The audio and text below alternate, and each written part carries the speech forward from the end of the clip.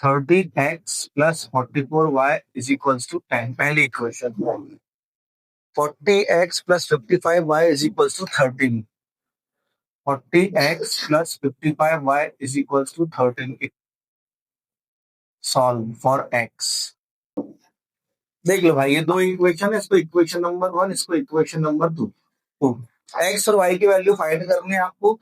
देखो क्या करो आप, इस इक्वेशन में, सेकंड इक्वेशन में मल्टीप्लाई किससे कर दो आप, multiply by 3 in equation number 2।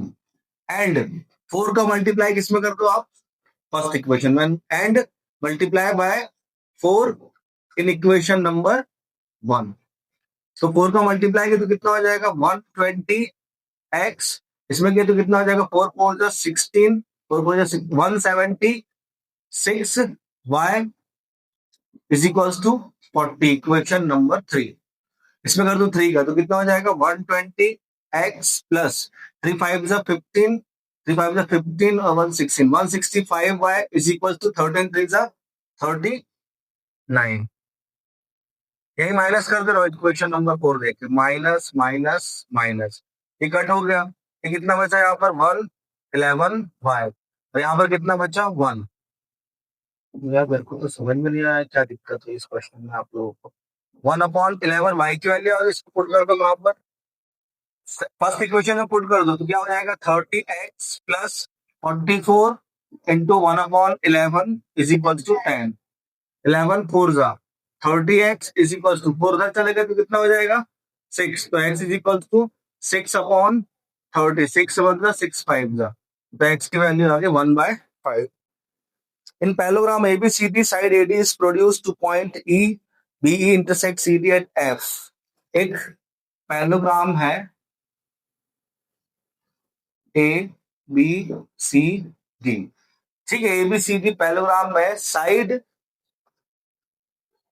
AD is produced to E, AD को प्रोड्यूस कर दिया, ये बढ़ा दिया कहां तक E तक,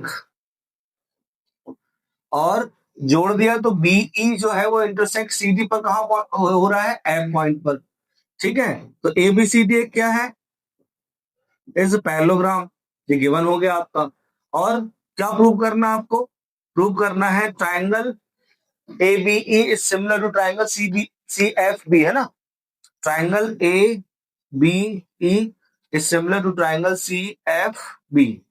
देखो भाई, एंगल A जो है वो एंगल C के इक्वल होगा, opposite angle of parallelogram are equal.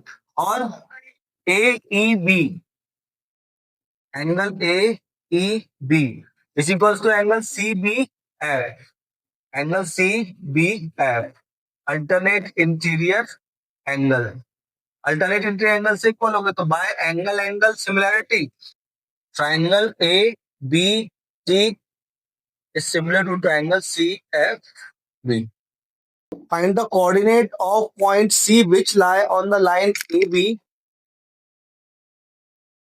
produce such that, एक पॉइंट है C जो लाइन AB को प्रोड्यूस करने पर मिल रहा है, और ऐसे प्रोड्यूस कर रहा है कि AC जो है वो कितना है 2 टाइम्स है BC के।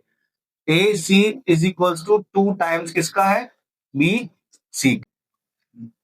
हमें A और B के कोऑर्डिनेट्स दिए हैं, कितना है A के कोऑर्डिनेट्स -1, -7, और B के कोऑर्डिनेट्स कितना है 4, -3, करेक्ट है, करेक्ट, ठीक है। C के कोऑर्डिनेट हमें नहीं पता तो हमने क्या मान लिया X, Y, क्लियर है।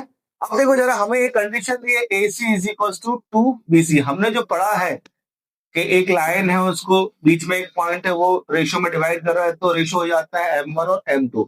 यहां पर आपसे क्या बोल रहा है कि C बाहर है तो B पॉइंट जो है वो AC लाइन को कुछ रेशियो में डिवाइड करेगा, ऐसा हम मान के चल सकते हैं। अब कितने रेशियो में डिवाइड करेगा तो वो निकाल लेंगे। तो हमें रेशियो निकालना है AB और BC का। AB और BC का निकालेंगे, आप देखोगे इस इक्वेशन में BC तो दिया है, AB नहीं है, तो इसको हम चेंज कर ले। AC को क्या लिख सकते हो आप, AC को लिख सकते हो AB plus BC is equals to 2BC। BC वहां पर भेज दिया तो AB is equals to 2BC minus BC कितना हो गया, BC। तो गौर से आपने देखा तो B जो है वो AC का क्या हो गया, मिड पॉइंट हो गया। तो मिड पॉइंट का फॉर्मूला लगा लो, सीधा खत्म हो जाएगा। तो कोऑर्डिनेट ऑफ बी, बी की कोऑर्डिनेट कैसे निकालोगे मिड पॉइंट से, x1 प्लस x2 अपॉन 2। तो x1 है -1 plus x upon 2, y1 plus y2 upon 2, 7 plus y upon 2।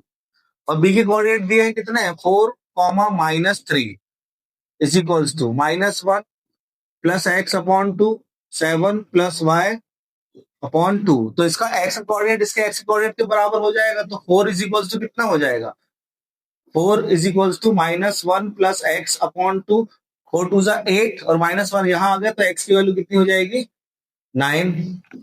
y coordinate equal कर दो, तो -3 is equals to 7 plus y upon 2, 2 3 जा 6 और 7 इधर आ जाएगा। तो 6 और 7 कितना हो जाएगा, -13 ये आ गई y की वैल्यू। तो c के कोऑर्डिनेट क्या हो जाएंगे, हो जाएंगे कितना, 9 कॉमा -13, 1/2, 3 इंटू 1/2 -4 इंटू 1 अपॉन 2 का क्यूब। 2 कॉमन ले लो इसमें से, तो क्या बचा, sine square 50 plus cos square 50 degree.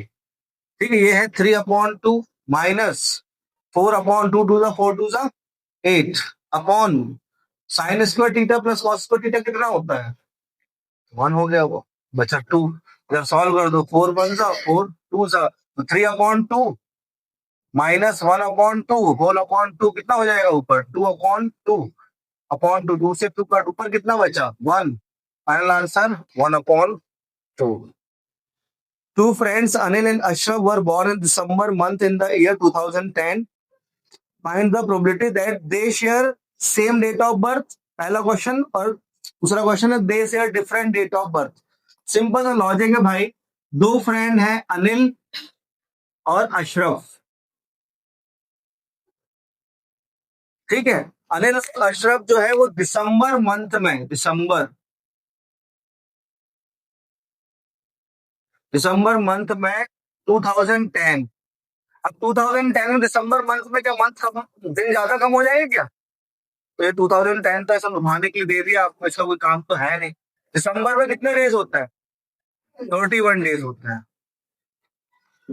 दो व्यक्ति है, एक व्यक्ति नहीं है। एक व्यक्ति होता है तो 1 से लेकर 31 तक किसी भी नंबर में किसी भी दिन उसका बर्थ हो जाता है। लेकिन दो व्यक्ति हैं, तो दो व्यक्तियों का कैसे निकालोगे आप, टोटल नंबर ऑफ आउटकम्स।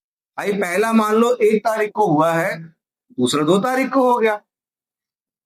पहला 1 ही को हो रहा है, दूसरा 3 तारीख को हो गया। पहला 1 को हो रहा है, दूसरा भी 1 को हो रहा है, ये भी हो सकती है कंडीशन। फिर 1 को हो रहा है, पहला पहला अपन स्टेज से ही रख दो कि पहला 1 ही को हो रहा है, दूसरे की डेट बदलते जाओ। ये तो ज्यादा, हाँ, तो डैश डैश डैश, बस ये मैं समझा रहा था, तो समझ रहे हैं। तो ऐसे करके चलता रहेगा। आप पहले की डेट को चेंज कर दो, तो ऐसे करोगे तो आपको पूरे पेपर में 3 घंटे तक यही करते रहोगे। तो बेस्ट तरीका क्या है कि भाई 31 इंटू 31, ये हमारे क्या हो जाएंगे, total number of outcomes. Clear है, टोटल नंबर ऑफ आउटकम्स कितना हो गया, 31 इंटू 31, मतलब कितना हो जाएगा 31 का स्क्वायर, 961। अब नंबर ऑफ आउटकम्स, पहली कंडीशन में नंबर ऑफ आउटकम क्या होगा, कि दे शेयर, क्या बोला है क्वेश्चन में, they share same date of birth. Same date of birth बोल रहा भाई, कितने होंगे, 31 अपॉन 31 हो गया total number of outcomes. Number of, ये तो नंबर ऑफ आउटकम्स है, तो 31 हो गया नंबर ऑफ आउटकम्स। तो लगा दो प्रोबेबिलिटी का फॉर्मूला, क्या होगा, number of outcomes upon total number of outcomes. तो कितना आ जाएगा आंसर, 1/31। पहला क्वेश्चन का आंसर। दूसरे का क्वेश्चन है कि डिफरेंट डेट, ना दीदी, 961 माइनस 31, ये हो जाएगा आपका क्या, नंबर ऑफ आउटकम दूसरे वाले के लिए।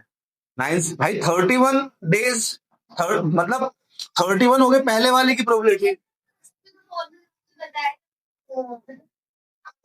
बस मैं वही लगाने वाला था कि भैया अब हम क्या करें, जब हमने प्रोबेबिलिटी निकाल चुकी है पहले वाले की सेम बर्थ वाली, तो डिफरेंट बर्थ में क्या करो प्रोबेबिलिटी, डिफरेंट बर्थ के लिए क्या करो, 1 में से क्या कर दो 1/30 में माइनस कर दो, तो कितना हो जाएगा 31 माइनस 1 कितना हो जाएगा 30/, आया समझ में नहीं आया? या फिर क्या करो आप 961 में से कितना माइनस करो 31/, कितना हो जाएगा 960, मतलब कितना हो जाएगा 03930 अपॉन, जो भी हो, अगर आपको लग रहा है ऐसे में दिक्कत जाएगी तो ठीक है।